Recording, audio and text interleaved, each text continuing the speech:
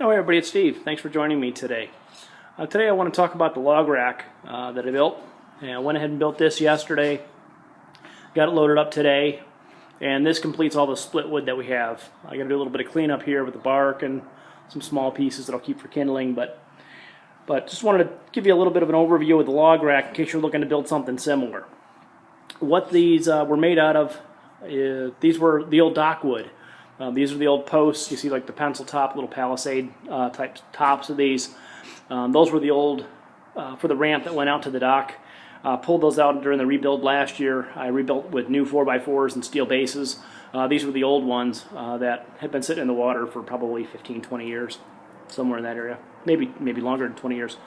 But, so I got those, cut them all to length. They're about 4.5 feet long. I've got the two of those on each end, and in the middle section here, that's what's left off of the other one. That's probably 4 foot by itself. So probably, what, 8.5, 9 feet long total. A couple of them for the long ones. That's what I ended up using. So those are kind of there as middle support. That long stringer that we have there, those are the old joists from the dock. Those are 2x8 pressure treated. I did not reuse all of those. I reused a couple of them for the middle supports, but when I rebuilt, I used new pressure treated. So I've got these here. These are 13 feet long, just a hair over 13 feet.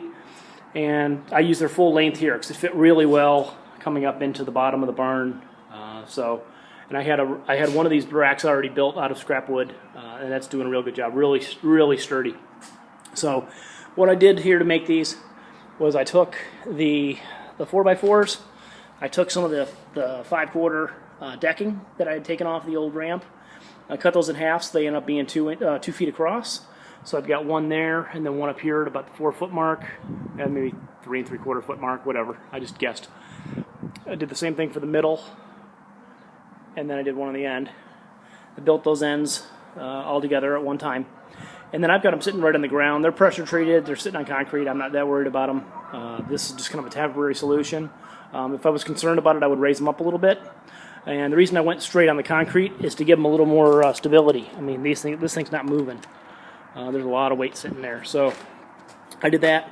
Then I ran those 2x8s across. And then I used decking screws. I used treated decking screws so I could disassemble this later. I just ended up using 2 screws in each. 2 this way, 2 into the joist, and then 2 in each of the corners up on the top.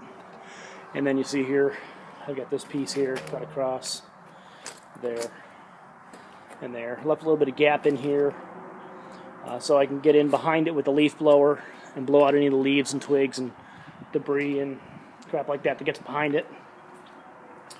And then here I'll kind of show you from the top view. So I leave some space back there so you get some air circulation as well. So that's it in a nutshell. A couple free log racks. You could use new pressure treated wood. You can use repurposed wood like this. Repurposed landscape timbers, whatever you have. I prefer to reuse what we have and make the most of it and give it a second life, sometimes a third life depending what it is. Some of these things have been repurposed before. But I'll show you a little bit what we have to work with in the future. Other pieces of the dock wood and just other miscellaneous scrap wood that was around the property. So lots of other cool project wood here. So that's it. New log rack, it's up and running. Probably will be writing a blog